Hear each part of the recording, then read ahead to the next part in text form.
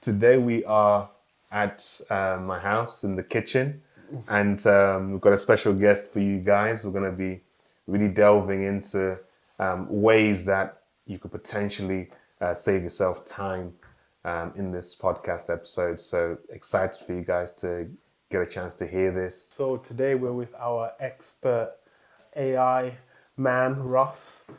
So we're going to be obviously covering a bit of how AI, is changing things and how we can possibly leverage it in the day to day. So before we get into it, so Ross, if you just kind of give us a little bit of an intro, a little bit of a background, how did you end up working with AI? Yeah, so I didn't come from a very tech background before. I wasn't a sort of programmer or developer. I work alongside programmers and developers all the time. So, I've always been interested in like sort of the recent technology that's coming out, right? I was into VR really heavily when VR started coming out. Wrote a blog on VR and used it for all sorts of things, in gaming, but also in like education stuff. So I was really into tech, and then obviously when AI started to really take off and start getting used actively, I realized quite quickly how useful it is in everyday work situations. So instantly from sort of week one, started applying it in day-to-day stuff I was doing in my job, working with developers and designers, and then just started to really get into sort of the nooks and crannies of all the different tools and all the different systems and how each one works differently, and some of them are better than others. Started to get a lot more into it, and obviously exposed to a lot of business people. They realize, oh well, actually, Ross, all the things you're doing are really useful in business. So how do you actually start to use it? That's when I started to get onto the more practical side of using it in just all sorts of different business situations and professional situations, stuff like that. Yeah.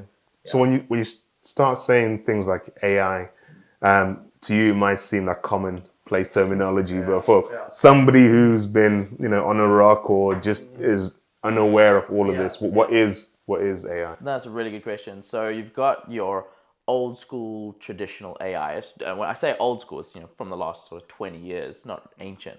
But that's your prediction AI, the stuff that's being used to predict weather, being used to predict stocks. It's reading a lot of information and then it's making like these intelligent predictions about the future, right? So that's your predictive AI.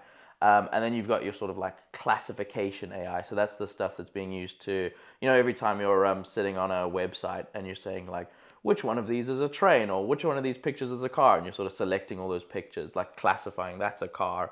That's the type of thing that AIs are doing. So they're getting loads and loads of images of ducks and they're saying, cool, which ones of these are ducks? And then sometimes they get a chicken and it's sort of trying to train them to classify, this is a duck, that's a chair, all the stuff that's going into like cars and all of that. That's your classification AI.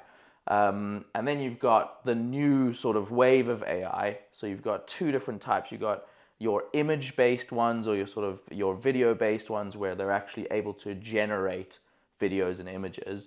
And that's why they're calling it generative AI. So you've got your traditional sort of machine learning predictive AI or classification AI, and then you've got generative AI.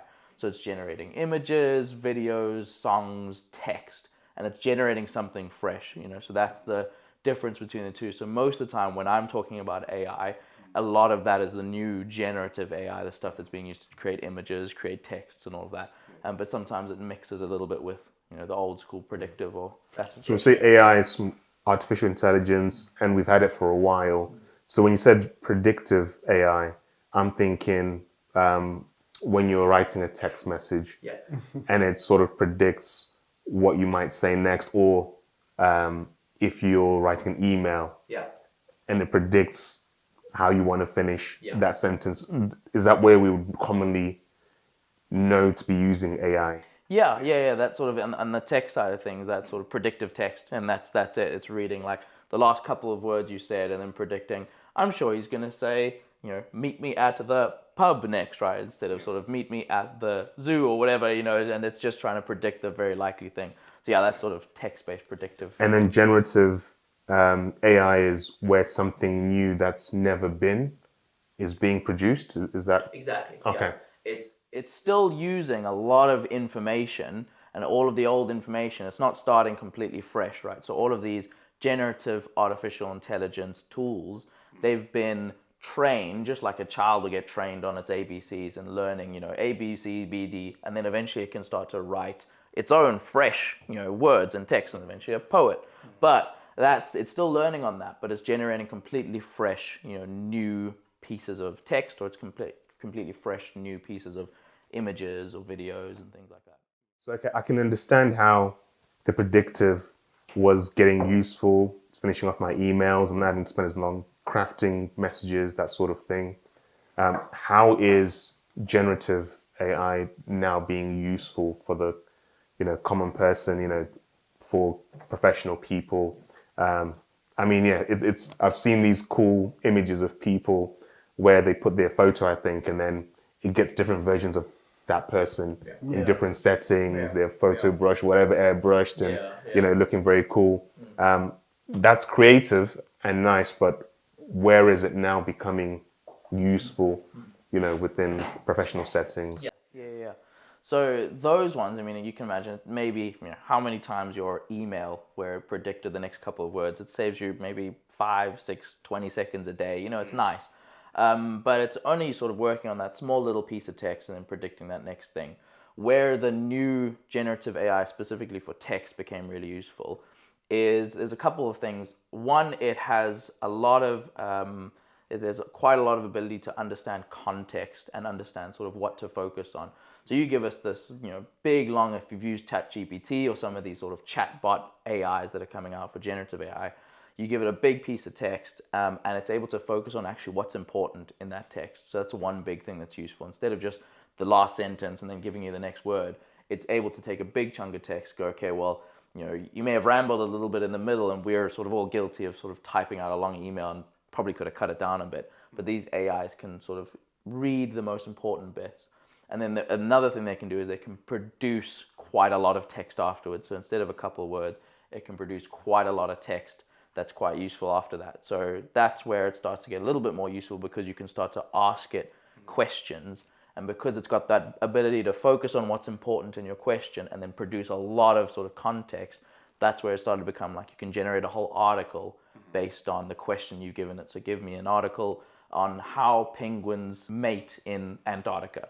And then it's going to focus on article, penguins mating Antarctica, and it's going to create a whole long piece of text based on that. So that's where it got a little bit more useful. You give a little bit of information, it can focus on what's sort of contextually relevant, and then it can generate a bunch of really useful information from that. Yeah, and talk to us a bit about, obviously, especially for professionals, most of the audience is going to be dentists. These are intelligent people that are looking at, okay, can I possibly use this? Talk to us a bit about how, first, reliable is it? Because a lot of people are talking about how, it might not be that reliable. Talk a bit about even things like copyright concerns, just some of the concerns around AI and how, how to use it in a bit more of a, safe, effective way. Definitely, yeah, and that's a super good question.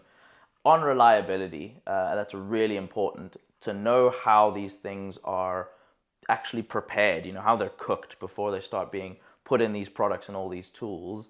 The ones where they're just generating pure text, right, especially the ones like ChatGPT, a lot of those have been built up and trained on like a library of knowledge up to a certain point.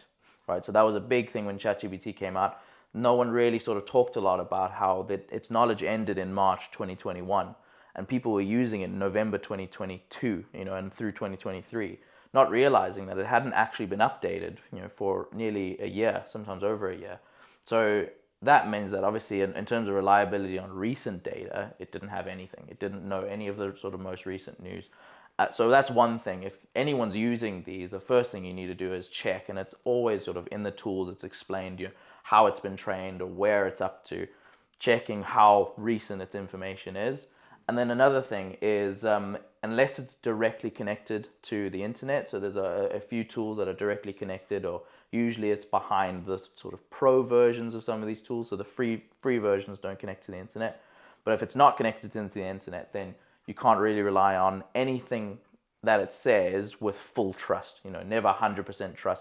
It might be accurate, and a lot of the times as they've had a lot of time to, play with these things and test them and improve them.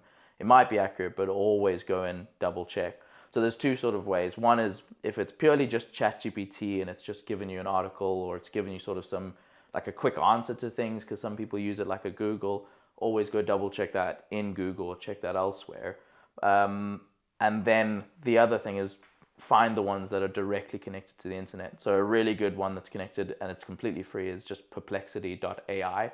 So that's like completely plugged into the internet. It gives you all of the sources that it's used to generate that answer or generate that piece of information, and you can go and cross-check it. So yeah, 100%, I don't rely on any of them with full trust. It depends. Again, if you're using it to get a critical piece of information, like I really need to know, the stats on these numbers, or for research, I really need to know, maybe taking it more to a dental context, sort of the outputs and the outcomes of some of these recent developments in dentistry or these recent research. If you put that into ChatGPT, it's just not going to give you anything accurate. But if you're trying to create an email, or you're trying to create some form of text where it doesn't need to rely on like accurate information, it just needs to give you some ideas on how you can word things or how you can explain things a bit clearer, then it's a lot more trustworthy, because it sort of isn't relying on data that's important for the answer. If that makes sense. Yeah, so I'm thinking about the case use of clinicians that are maybe trying to build an online presence via websites, and articles, blogs, putting those out can be a useful way of, let's say, SEO, ranking. So there's the articles like how to maintain your oral health, or what foods are good for your teeth.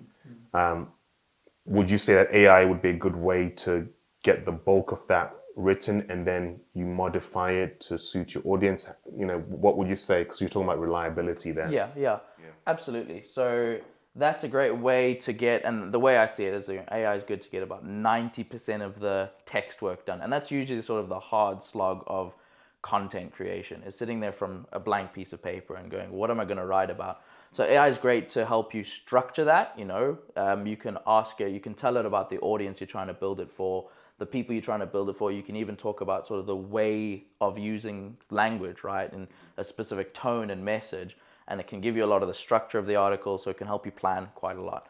But when it comes to writing the article, what's really useful, especially with the AI that's starting to get, because when you're using some of these, they have a limit to how much information you can give them. So that sort of first chat message you send it, sometimes they can only take a couple hundred words, sometimes they can only take sort of a small amount of words.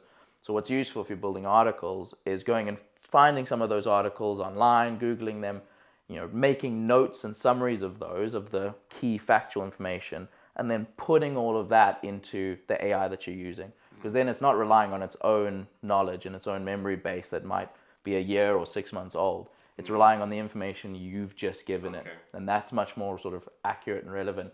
And then you can play with the answers and you can ask it to change it as it's going. So that's definitely a way of very quickly creating a big piece of content with the information is true, and then creating something a little bit quicker. I'm thinking, is it now not possible that a lot of us will have the same type of articles and posts out there? Let's say if we're clinicians that straighten teeth, and we're using AI in this way to put out an article on, what to consider when you're looking to choose where you have your teeth straightened, for example. Is it not possible that people are going to have the same type of work and articles out there?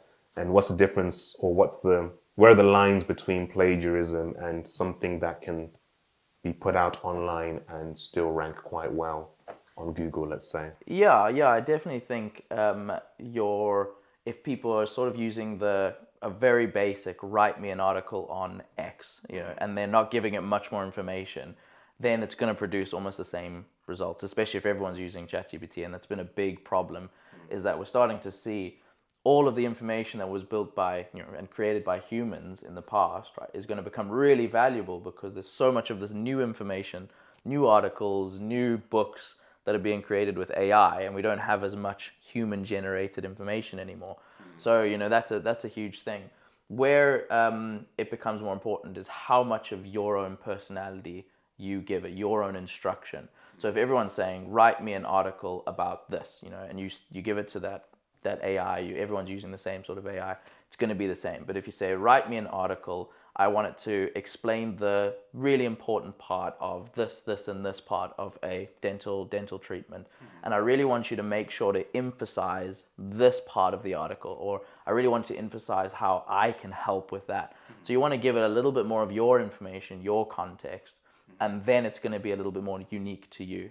So that's how you sort of make it. And then again, afterwards, spend your time tweaking the results, tweaking the answer that it's given you, adding in your own sort of the way you'd say things rather than how the AI does it. So a little bit of that, but that's the... So this is not really a lazy way out, because, you know, before it was how good are you with your words, and you're a wordsmith, are you creative with the way you structure sentences.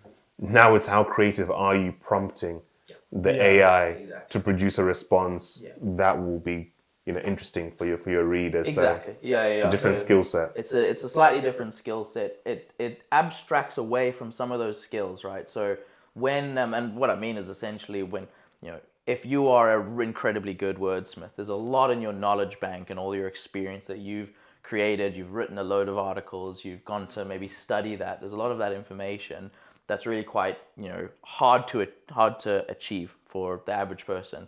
So, you know, when you're trying to, for your business, you're spending all this time running your business, you're spending all this time treating patients, that all of those skills are used and known by the AI.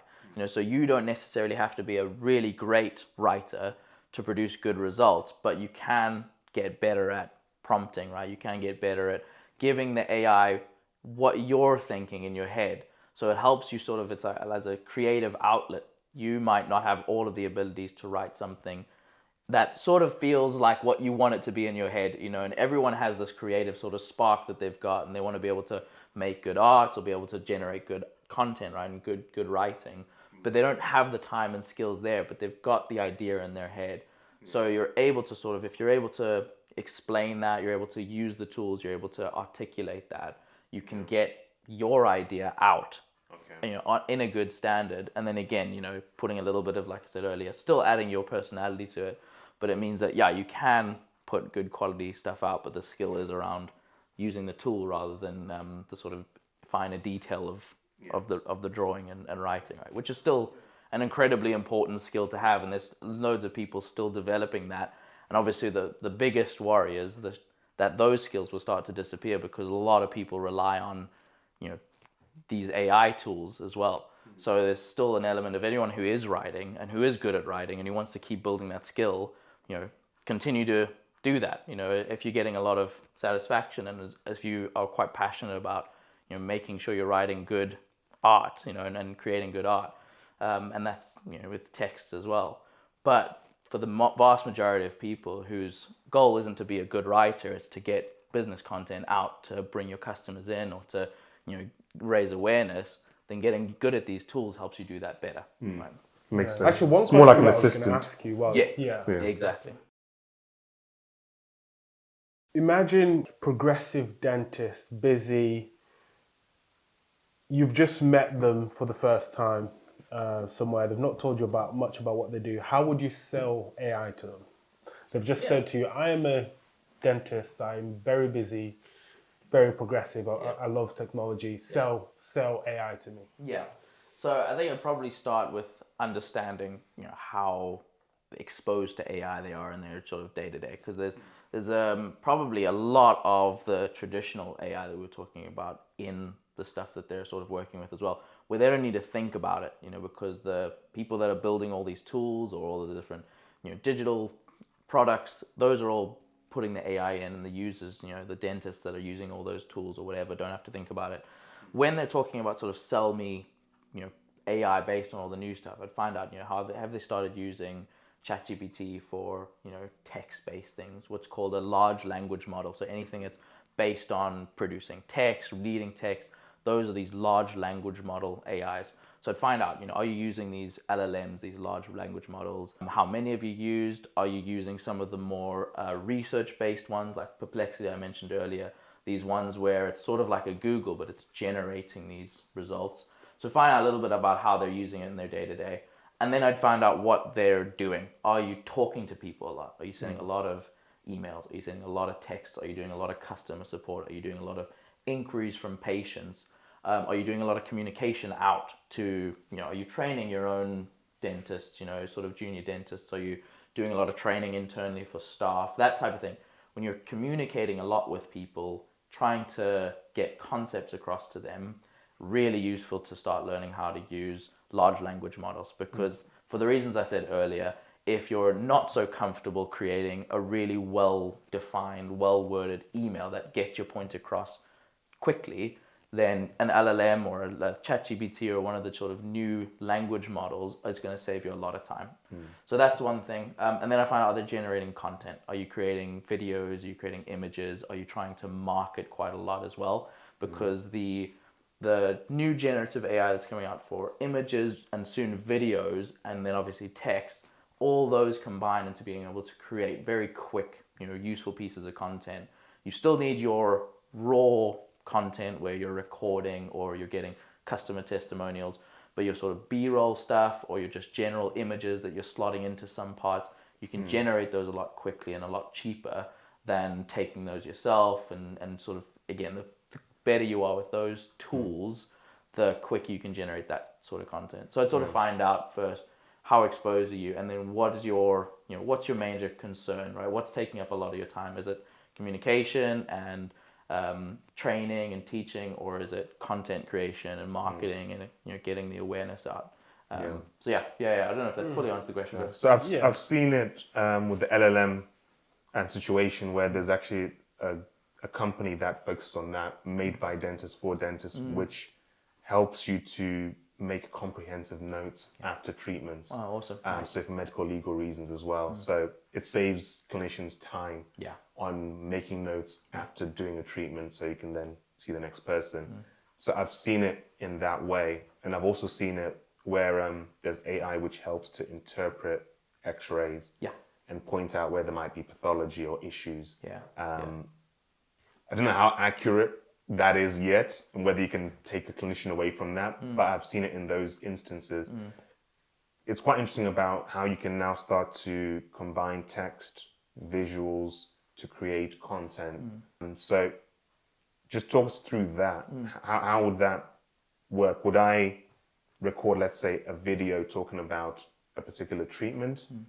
And then how would I then merge different content pieces to make that into a new piece of content? What does that look like? So especially with something like that, right? And there's just AI sort of interspersed in a lot of that process. So you've got your video you're doing already, right? And you've got this long transcript that's getting created from that. And you might have someone who sort of goes through that and summarizes it. Or you might yourself go through that and sort of take out the key points. But one way you can speed that up is you can get that transcript. So use an AI tool that's able to transcript that quite accurately, because a lot of the time, accents and everything the tools are getting a bit better at that, but using something that's able to transcript accurately, so you've got, not a lot of time you have to go and sit and change it or update it or change some sort of words that you definitely don't want to put out in public and you definitely know you didn't say that, right? So putting that into an AI tool and then prompting it for a number of different things. So one, you might want a summary. Another thing, you might want to take the key points of that and sort of create little bits of content, little social, create me some social media posts from this video. So that's the one side of things, right? It's all the text. So would that be text-based content that's going out? Are you saying? Yeah, that would be the text-based part of the content going out. So you might do that video. You have an article that comes off the back of that. A couple social posts that come off the back of that.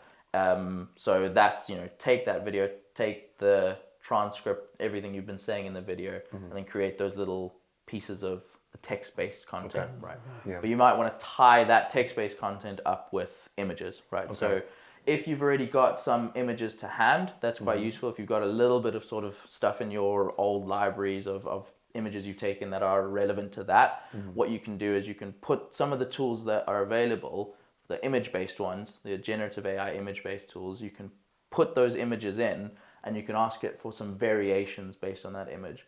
So, it's hit and miss sometimes whether the quality of those variations is going to be good. If it's something where it's you and you want it to be an image of you, right? Variations of you is not going to be great for your customers. But if it's essentially maybe it's a type of way of, for dentistry specifically, maybe looking at sort of different teeth or different shapes or anything like that, you can take those images and you can ask it to create some variations, right? So it has, again, that raw sort of material. So instead of trying to ask it to create it from scratch with no content, so the way that these image-based ones work, just to get a little bit more background for someone who hasn't used it, similar to ChatGPT, where you give it a prompt and you say, please, can you write me an article? For an image one, you say, please, can you create me an image that has teeth and it has a young child that is smiling, and you can sort of ask it for all of this, and it's going to try and create that based off of its own knowledge, right? Yeah.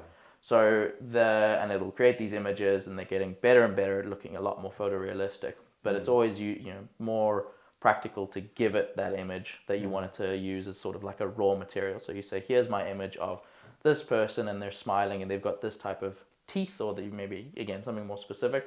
And then you say, please, can you create a variation of this and make one of the teeth a different color? Or, you ask it to sort of change the image based on what you want to, what you're trying to put across in your message. And then it can create those images, again, a lot quicker for you. You don't have to go out and take more pictures. You can generate those images. And they again, the tools are of different quality, but the ones that are of the best quality, they are photorealistic, and there's very, very little chance of anyone being able to identify that's an AI image and that's not.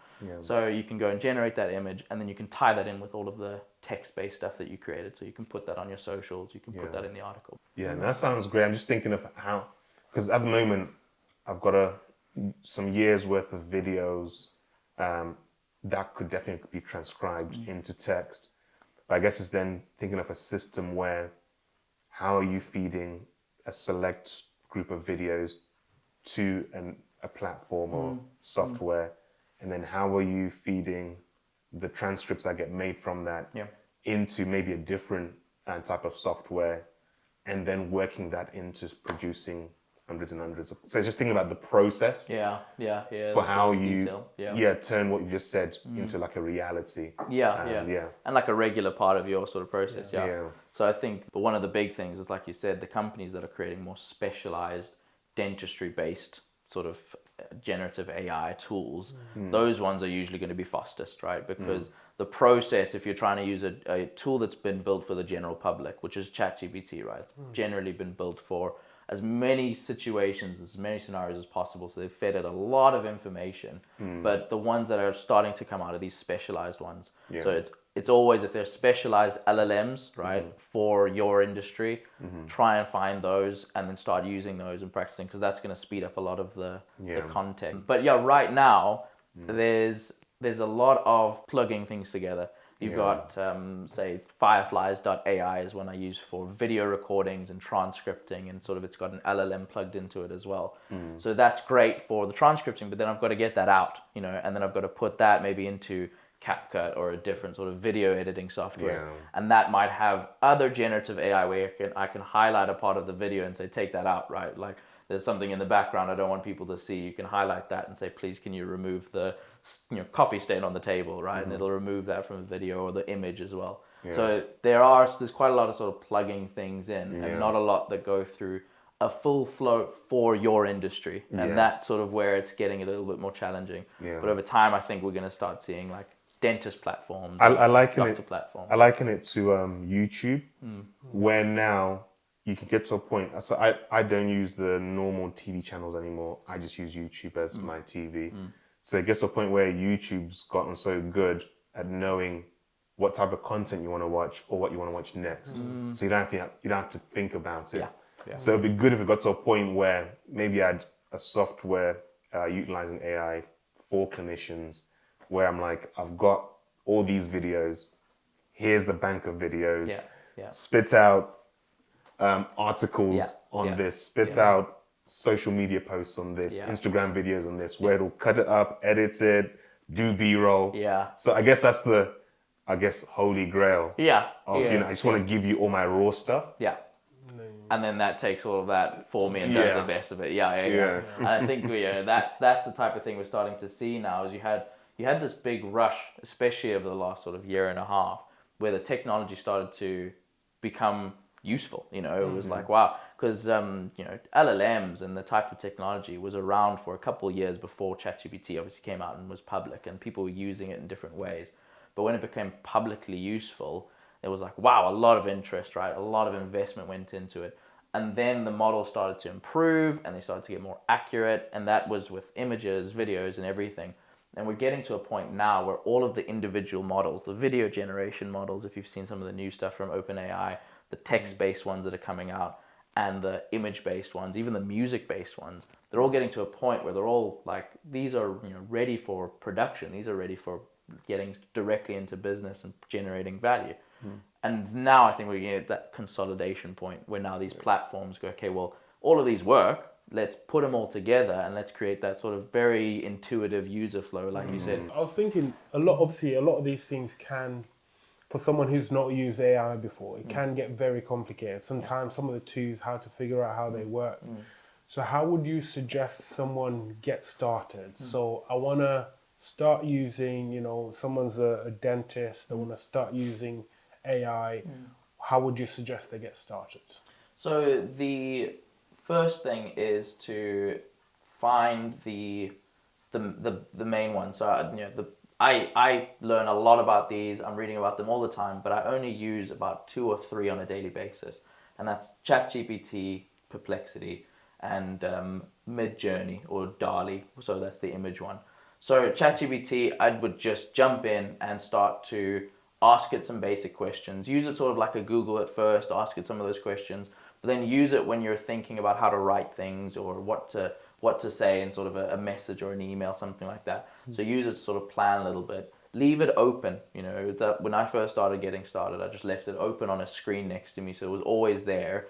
And when I came across something that I was trying to think about, I'd be able to just quickly jump on and try it out. So I'd get comfortable just using it, you know, playing with it, experimenting with it. No one else is going to see the chats in there, so just use it a little bit.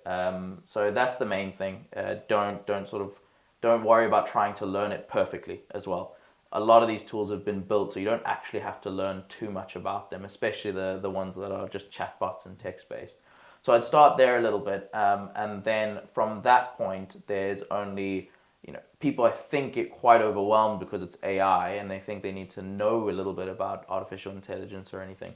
You don't. You can learn almost all of these tools in about 10-20 minutes. So very quick YouTube video about how to use it. And once you've gotten to a certain point, the learning curve on a lot of these tools is actually quite small, you know. So you can get very comfortable using ChatGPT in less than a couple hours, and then all of the learning is from using it. So that's the main thing. A super quick video, jump in and try it out.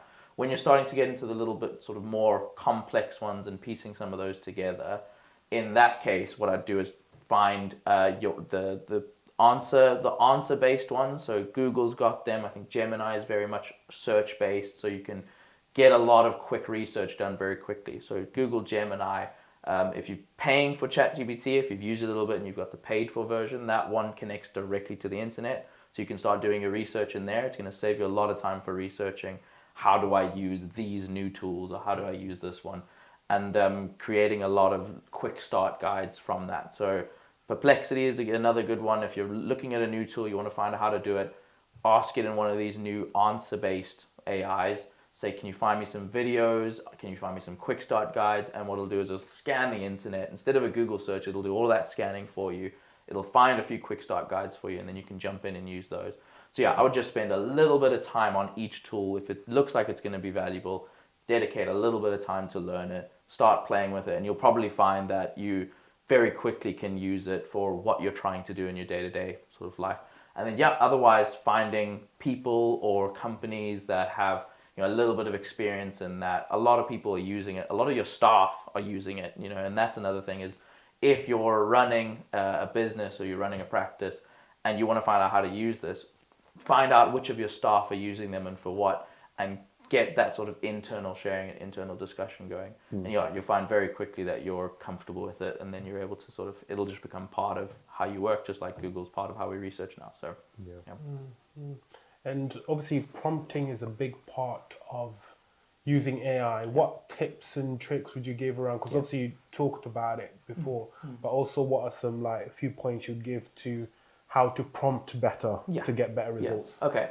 So prompting is one of these sort of dark arts type things where it seems really, really incredibly complex, or it seems like, you know, you're going to get the best results only if you're a good prompter. And it's just not the case. So anything around sort of long things about how to prompt or anything like that, I find are not very valuable. So the tools themselves are being built so that you don't need to learn how to prompt. You don't need to be a developer. You don't need to be a really experienced.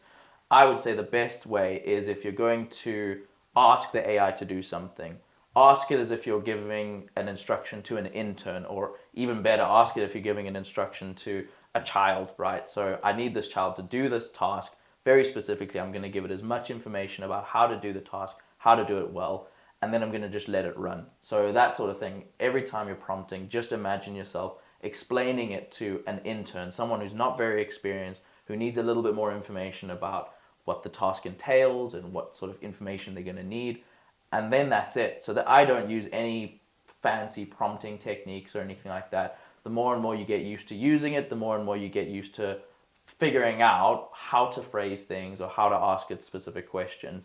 But other than that, I'd say don't sort of spend too much time thinking you need to, you know, get a degree in prompting, because they're really intuitive and much easier to use, especially now that they've had a lot of time to fix up the initial sort of issues with them. So, are there any dangers or pitfalls of using these new AI tools that we should be aware of? yeah, I think the big ones are relying on the information. So we talked about sort of reliability earlier. One of the biggest pitfalls is putting one of these AI, you know, putting an answer from one of these AI things out on something that's high risk and something that's important to you or your business, and relying on that as an answer, right? So that's a big problem. And then the second one is around putting too much of your company's confidential information into these as well.